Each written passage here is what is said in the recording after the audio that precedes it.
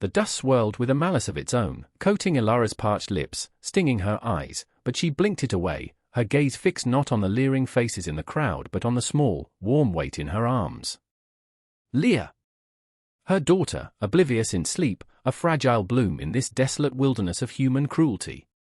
The auctioneer's voice, a gravelly rasp that promised profit from misery, echoed across the makeshift square of Redemption Creek, a town whose name was a bitter mockery. And next, a special lot, folks. Young, reasonably healthy, and comes with a bonus. He gestured towards Ilara, his smile reptilian.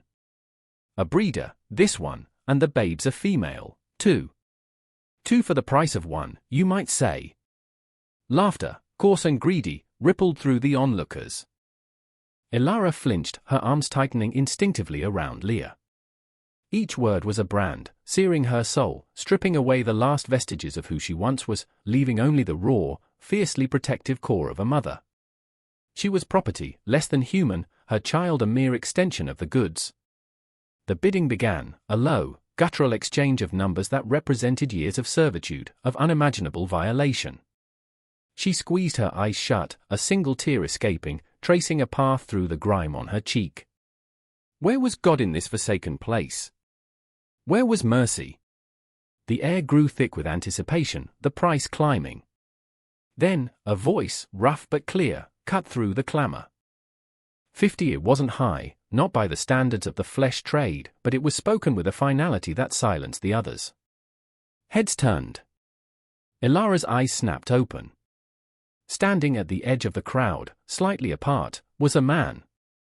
Weathered, lean, his clothes practical and worn, not the garb of the town's prosperous vultures.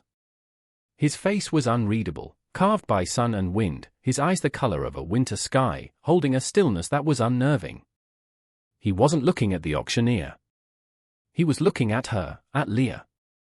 There was no lust in his gaze, no calculation, only a profound, unsettling quiet. The auctioneer, Caldwell, scowled. 50? Is that all for such prime stock, gentlemen? Surely, 50, the man repeated, his voice unchanged, unwavering. It was not a negotiation, it was a statement. A strange hush fell. The other bidders, sensing something in the stranger's demeanor, something that brooked no argument, shuffled their feet and looked away. Caldwell, after a moment of sputtering indignation, saw the cold resolve in the stranger's eyes and knew the bid, however low, was the only one he'd get from him, and perhaps the last one of the day for this particular lot. 50 it is, then, he declared with false heartiness, banging a grimy gavel on a barrel head. Sold, to the silent fella in the back. Ilara's heart hammered against her ribs, a wild bird trapped in a cage. Sold. Again. But this time, to a man whose silence was more terrifying than the crowd's open malice. The transaction was swift, brutal in its simplicity. The stranger, whose name she hadn't heard, handed over a small pouch of coins to Caldwell, his movements economical, his face impassive. Caldwell counted it with greedy fingers, then scribbled something on a piece of soiled paper. Your bill of sale, mister, he said, a sneer playing on his lips. Treat her well, or don't. Your coin, your choice. The stranger took the paper, folded it once, and tucked it into his worn vest without a glance. He then looked at Ilara. Come, he said, his voice low, not unkind, but devoid of any discernible emotion.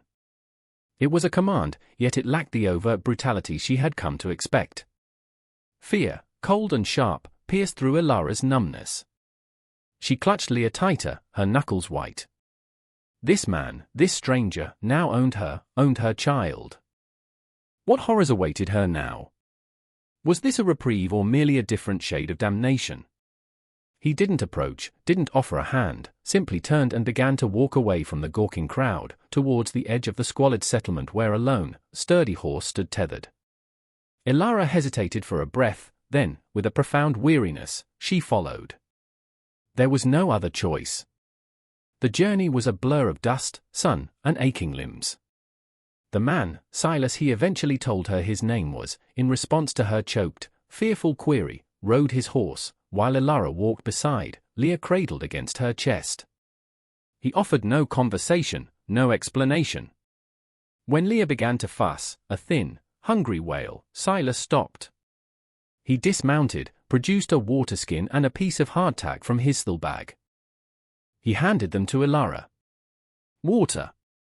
For the child too, if she'll take it. His words were practical, his gaze avoiding hers directly, resting instead on the dusty ground.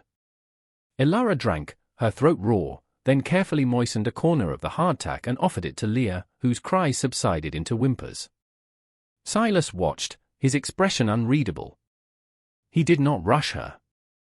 The silence stretched, broken only by the wind whistling through the sparse, skeletal trees and the soft sounds of Leah suckling. He was an enigma, this man. His actions were not overtly cruel, yet his silence was a heavy cloak, making it impossible to gauge his intentions. Was he biding his time? Was this a facade before the true nature of her servitude began? Every rustle of his clothing, every shift of his weight, sent a jolt of anxiety through her.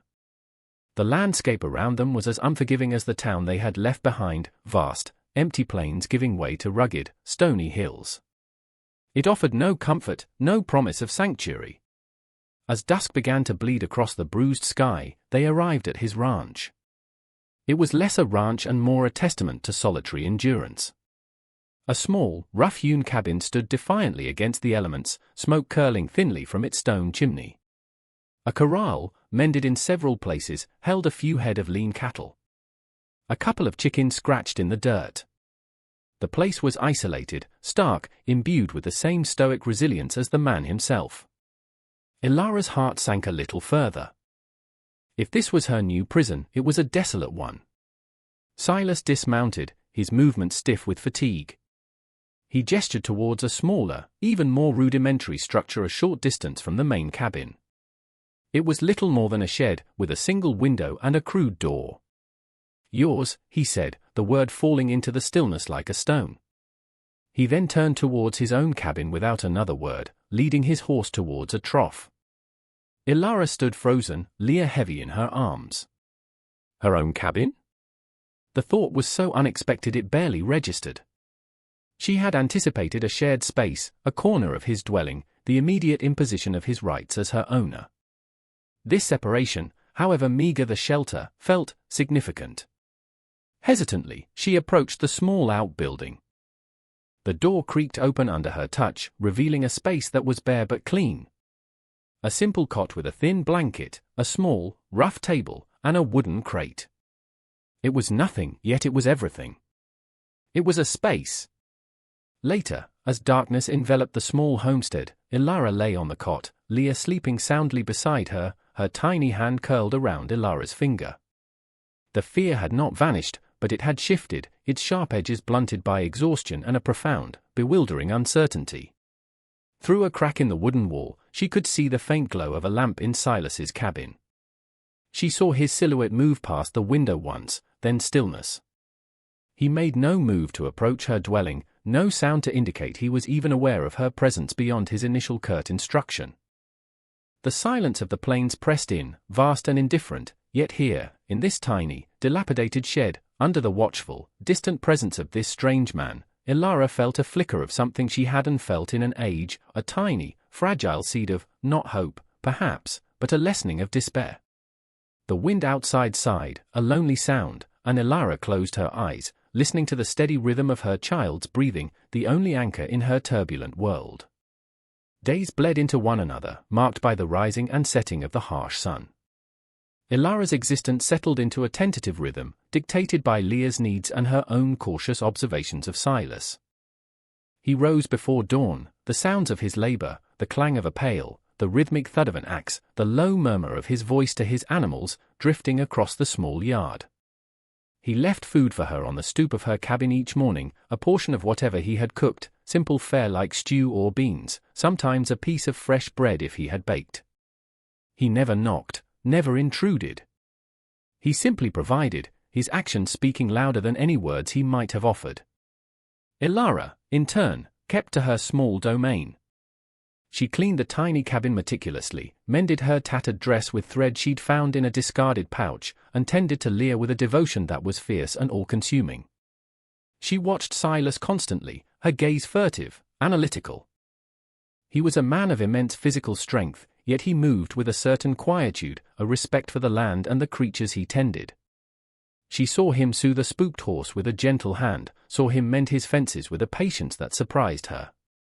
He was an island of self-sufficiency, a man who seemed to need nothing and no one.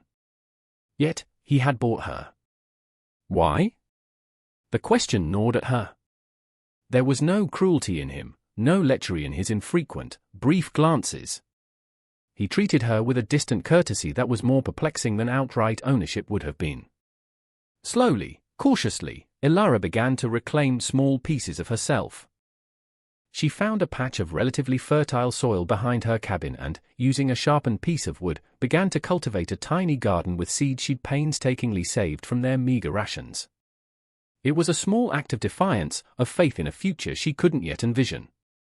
One afternoon, Silas was struggling to mend a torn leather strap on his saddle, his large hands clumsy with the needle and all. Ilara, watching from her doorway, felt a strange impulse. She hesitated, then stepped out. I can do that, she said, her voice barely a whisper, raspy from disuse. Silas looked up, surprised. His gaze met hers, briefly, then flickered to the strap. He didn't speak for a long moment. Then, he simply held it out. Ilara took it, her fingers trembling slightly as they brushed his calloused ones. She sat on her stoop, her movements deft and practiced as she worked the needle through the tough leather. Leah gurgled happily beside her, batting at a sunbeam. Silas watched her, his usual stoic mask softened by a flicker of something unreadable, curiosity, perhaps, or a grudging respect. When she finished, she handed it back. "Thank you," he said, the two words unexpectedly gentle. It was the most direct acknowledgement he had given her, and it resonated in the quiet air between them, a fragile thread of connection woven in the shared silence. A week later, a sudden, violent thunderstorm swept across the plains, the sky turning a bruised purple-black, unleashing torrential rain and hailstones the size of pebbles. The wind howled like a banshee, threatening to tear Ilara's small cabin from its moorings. Leah, terrified by the crashing thunder, wailed inconsolably. Ilara held her tight, trying to soothe her, her own heart pounding in unison with the storm. Suddenly, the door to her cabin was flung open, and Silas stood there, water streaming from his hat and coat. "The roof won't hold much longer," he stated, his voice barely audible above the roar of the storm. "Come to my cabin." "It's safer." Ilara hesitated, fear warring with the undeniable logic of his words. To enter his private space felt like crossing a significant threshold. But another deafening clap of thunder, followed by the ominous creak of her cabin's roof timbers, decided for her. Clutching Leah, she followed Silas through the blinding rain, stumbling towards the main cabin. Inside, it was warmer, drier. A fire blazed in the hearth, casting flickering shadows on the rough-hewn walls. The space was small, utilitarian, but held a sense of sturdy permanence her own shelter lacked. Silas gestured towards a wooden bench near the fire. "Sit." "I'll make some coffee." He moved with his usual quiet efficiency, filling a pot with water, adding coffee grounds. The domesticity of the act was strangely disarming. Ilara sat, cradling Leah, who was gradually quieting in the warmth. The storm raged outside, but within the cabin, a fragile peace descended. Silas handed her a steaming mug. Their fingers brushed again, a fleeting contact. He sat opposite her, nursing his own mug, the firelight playing on the harsh planes of his face. The silence between them was different this time, less fraught with unspoken anxieties, more companionable. "The town," Ilara finally ventured, her voice soft, testing the waters. "Why did you?" She couldn't bring herself to say the word "bye." Silas stared into the fire for a long moment, his expression somber. "No woman should be sold," he said at last, his voice low and gravelly. No child. He didn't elaborate, offered no further explanation of his past or his principles. But those few words, spoken with such quiet conviction, resonated deeply within Ilara. They were a confirmation of what she had begun to suspect, that this stoic, solitary man possessed a moral compass that was rare and unyielding. He looked at Leah then, a brief, almost tender glance. she's strong, he observed. Ilara felt a surge of maternal pride. Yes, she whispered. She is in the flickering firelight, with the storm raging outside. A silent understanding began to form between them, an acknowledgement of shared humanity in a world that often seemed devoid of it. The meal was unspoken, yet the shared warmth, the coffee, felt like a communion. The storm passed, leaving behind a washed, clean world, but the precariousness of their sanctuary was soon to be tested. A few days later, as Ilara was tending her small, burgeoning garden, Leah playing nearby with a smooth stone, she saw them, 2 riders approaching from the direction of Redemption Creek. Her blood ran cold. She recognized one of them instantly, Jedediah Coldwell, the auctioneer, his fleshy face set in a sneer of malevolent purpose. The other man was burly, with mean, close-set eyes, clearly a hired thug. Ilara snatched Leah into her arms, her heart hammering. She backed towards her cabin, her eyes darting towards Silas, who was mending a fence at the far end of the corral. He hadn't seen them yet. Coldwell and his companion rode directly into the yard, their horses trampling carelessly near Ilara's precious seedlings. Well, what have we here? Coldwell called out, his voice oily. Enjoying your new acquisition, are you, Silas? Silas straightened slowly, turning to face them. His expression was unreadable, but Ilara saw his hands, which had been working on the fence wire, clench slightly. What do you want, Coldwell? Silas's voice was flat, devoid of welcome. Just came to see how our little investment is settling in, Coldwell said, his eyes raking over Ilara in a way that made her skin crawl. And to discuss a little matter of fair market value. Seems you got yourself a bargain, Silas. A real bargain. Some folks in town feel a bit cheated. Silas didn't move. The price was agreed. The sale was final, but circumstances change, Coldwell smirked. Perhaps a renegotiation is in order. Or perhaps, his eyes glinted, we just take back what rightfully should have fetched a higher price. The burly man beside him grinned, resting a hand on the butt of the pistol at his hip. Ilara clutched Leah tighter, a low growl building in her chest. She would die before she let them take her child again. Silas took a step forward, placing himself subtly between Ilara and the intruders. This is my property, he said, his voice dangerously quiet. You're trespassing, Coldwell laughed, a harsh, grating sound. Property? Is that what she is to you, Silas? Or just a warm body for these cold nights? Before Silas could respond, Ilara found her voice, raw with fury. I am not property, she cried, surprising herself with her own vehemence. And you will not touch my child. Coldwell looked momentarily taken aback by her outburst, then his face hardened. Feisty, ain't she? Might add to her value, yet he made a move as if to dismount. Silas moved faster than Ilara thought possible. In 2 swift strides, he was before Coldwell's horse, one hand gripping the bridle, the other resting near the hatchet tucked into his belt. Leave, Silas said, his voice a low rumble of barely suppressed violence. Now the air crackled with tension. The burly man's hand tightened on his pistol. Coldwell's eyes narrowed, assessing Silas's unyielding stance, the cold fury in his eyes. For a long moment, no one moved. Then, with a frustrated curse, Coldwell yanked his horse's reins. This ain't over, Silas, he spat. You made enemies today. He wheeled his horse around, his companion following suit, and they galloped away, leaving a cloud of dust and unspoken threats hanging in the air. Silas watched them go, his body still rigid. Only when they were distant specks on the horizon did he relax, turning to Ilara. His gaze was searching, but for the first time, she saw a flicker of something akin to approval in his eyes. The encounter with Coldwell left Ilara shaken, the familiar tendrils of fear coiling in her stomach. But beneath the fear, something new had taken root, a spark of defiance, fanned by Silas's unwavering protection and her own desperate outburst. She had spoken out, had claimed her own humanity, and the world hadn't ended.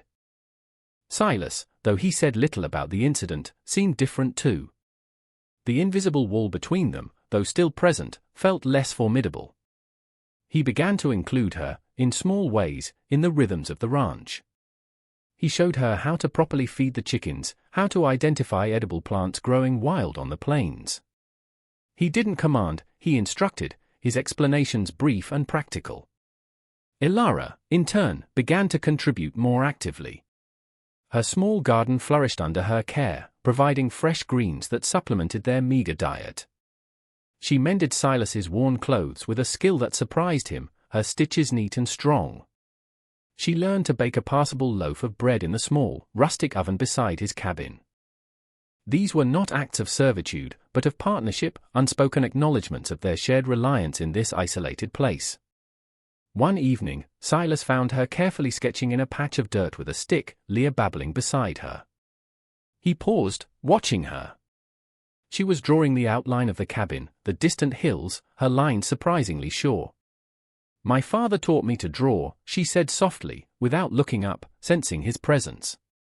He was a mapmaker. It was the first piece of her past she had offered voluntarily. Silas nodded slowly. "It's good," he said, his gaze lingering on the drawing before moving to Leah, who was now trying to grab the stick. A rare, almost imperceptible smile touched his lips. He then pointed to a worn ledger and a stub of pencil on a shelf inside his cabin. "Paper there," he said. "If you have a mind to use it." Ilara looked up, her eyes wide with surprise. Paper and pencil were precious commodities. His offer was a profound gesture of trust, an invitation to reclaim a part of herself she thought long buried. That night, by the light of a precious sliver of candle, Ilara opened the ledger. Its pages were mostly blank, save for a few entries in Silas's rough hand detailing livestock counts and supplies. She turned to a clean page and, with trembling fingers, began to write. Not just drawings, but words. Her name. Leah's name. The date. Small, simple facts that asserted her existence, her identity. She was Ilara, mother of Leah, and she was alive.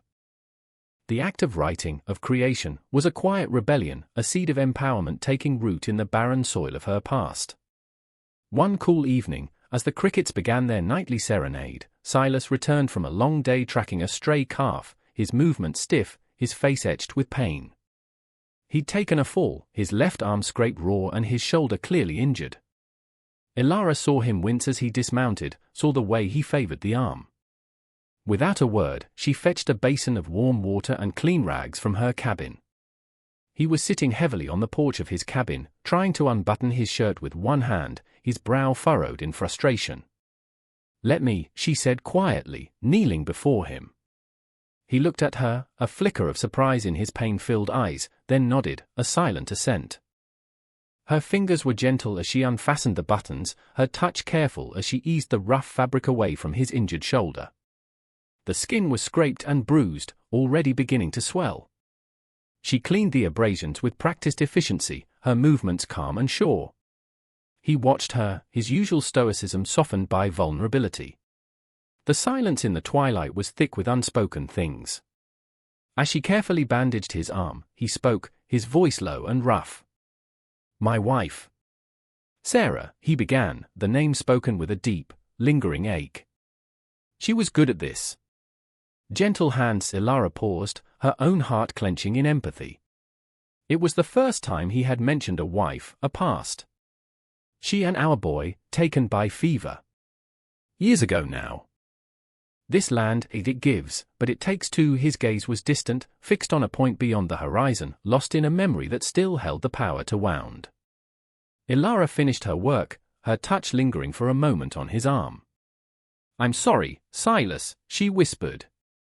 He looked at her then, his eyes, usually so guarded, holding a raw, unguarded sorrow.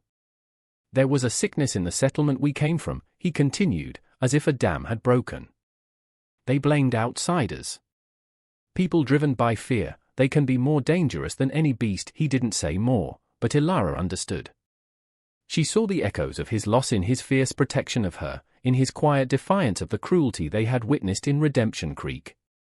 She, too, knew the pain of loss, the sting of injustice.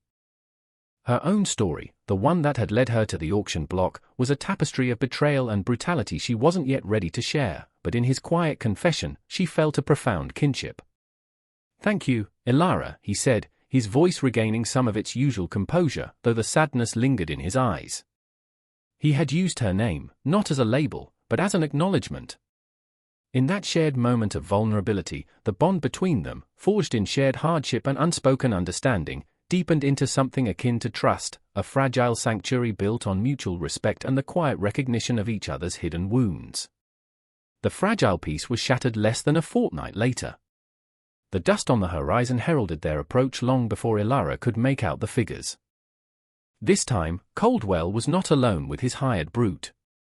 He had returned with the town's self-appointed regulator, Marshal Thorne, a man whose authority was as corrupt as his soul, and 2 more armed men. They rode into the yard with an air of grim determination, their intentions clear. Silas, who had been splitting wood, set down his axe, his body tensing. Elara rushed Leah into their small cabin, her heart a frantic drum against her ribs, but she did not cower there. She emerged, standing beside Silas, her chin held high, a newfound resolve hardening her gaze. "Silas Kincaid," Marshal Thorne boomed, his voice carrying an unearned authority. "You are harboring stolen property." And interfering with lawful commerce. Coldwell smirked from behind him. "Told you it wasn't over, rancher. She is not property," Silas stated, his voice dangerously low. "She is a free woman, under my protection." Thorne laughed, a harsh, humorless sound. "Protection? You bought her, Kincaid." "We have the bill of sale, signed by Coldwell. She belongs to the man who paid for her, and he," Thorne gestured to a smirking, portly man Elara hadn't noticed before, a merchant from Redemption Creek, "is willing to pay a premium to recover his investment. Coldwell here will facilitate." Elara felt a cold dread, but then a fire ignited within her. She would not let them do this. Not again. "I belong to no one," she declared, her voice ringing out clear and strong, startling the men. "That piece of paper means nothing. It is a record of a crime, not a contract." She stepped forward, her eyes blazing. "I am Elara Vance, and this is my daughter, Leah. We are not for sale." Thorne's eyes narrowed. "Brave words, girl. But they won't save you." He made to dismount. "Silas," Elara said, her voice urgent, "the ledger." The page with my name. Silas, understanding instantly, moved with swiftness towards his cabin. Coldwell, sensing a trick, spurred his horse forward. "Stop him." But Silas was already inside. He emerged a moment later, the ledger in his hand. He didn't hand it to Elara. Instead, he ripped out the page Coldwell had given him at the auction, the bill of sale. He held it up. "This is what you base your claim on?" he asked, his voice resonating with cold contempt. Then, before anyone could react, he strode to the small fire pit where embers still glowed from the morning's cooking fire. He tossed the paper onto the coals. It curled, blackened, and then burst into flames. "There," Silas said, turning back to face them, his stance unwavering. "Your claim is ash." Coldwell roared in fury, lunging forward, but Thorne held him back. "This changes nothing, Kincaid. You defy the law. Your law." Elara challenged, her voice shaking but firm. "A law that allows human beings to be bought and sold like cattle? That is not law. That is tyranny." She looked directly at the merchant. "I will not go with you. I will die here before I let you take me or my child." Her fierce conviction, her utter refusal to be cowed, gave even Thorne pause. His men shifted uneasily. This was not the cowering woman they expected. This was a lioness defending her cub. Silas stood beside her, a silent, formidable bulwark. The combined force of their defiance was palpable. Thorne, seeing the tables turn, seeing the fight in their eyes and perhaps unwilling to spill blood over what was, to him, a mere transaction, finally scowled. "You'll regret this, Kincaid. Both of you." He turned his horse. "Let's go." "They're not worth the trouble," Coldwell protested, but Thorne was already riding away, his men following. Caldwell cast one last venomous look at Elara and Silas before reluctantly trailing after them. They watched until the riders were lost to the horizon, dust settling back onto the parched earth. The silence that descended was profound, broken only by Leah's soft gurgle from the cabin. Elara's legs suddenly felt weak, the adrenaline ebbing away, leaving her trembling. Silas put a steadying hand on her arm, a brief, reassuring pressure. "It's over," he said, his voice quiet. For now Elara looked at him, her eyes filled with a gratitude that words could not express. He had not only saved her from the auction block but had stood with her, had enabled her to find her own voice, her own strength. She turned towards the fire pit, where the last remnants of the foal spill of sail smoldered. It was more than just paper burning, it was a symbol of her bondage, a shackle turned to ash. She walked to Silas's cabin and retrieved the ledger. She opened it to the page where she had written her name, Leah's name. With a steady hand, she picked up the pencil stub. Beneath her name, she wrote, "Resident of Silas Kincaid's ranch." Free, the words were simple, yet they held the weight of 1,000 battles fought and won. Silas came to stand beside her, looking down at the ledger. He read her words, and a slow smile, a genuine, unguarded smile, spread across his face, crinkling the corners of his eyes. "That's a good entry, Elara," he said. The sun began to dip below the horizon, painting the sky in hues of orange and purple. A gentle breeze whispered through the tall grass. Leah, sensing the shift in atmosphere, crawled to the cabin door, her bright eyes curious. Elara scooped her up, holding her close, breathing in the sweet scent of her hair. She looked out at the vast, open land that stretched before them. It was still a harsh land, a challenging land, but it no longer felt like a prison. It felt like a beginning. The future was uncertain, but for the first time in what felt like an eternity, it held the glimmer of hope. Silas moved to stand beside her, their shoulders almost touching. They watched the sunset together, a silent accord passing between them. He was no longer just her protector, he was her ally, her friend. Their bond, forged in the crucible of shared adversity and quiet respect, was as strong and resilient as the land itself.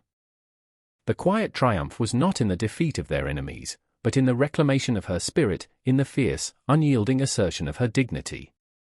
Here, on this struggling ranch, with this quiet, steadfast man, Elara Vance and her daughter Leah would not just survive. They would build a life. The ledger, now a testament to her freedom, lay open on the table, a promise of new stories yet to be written.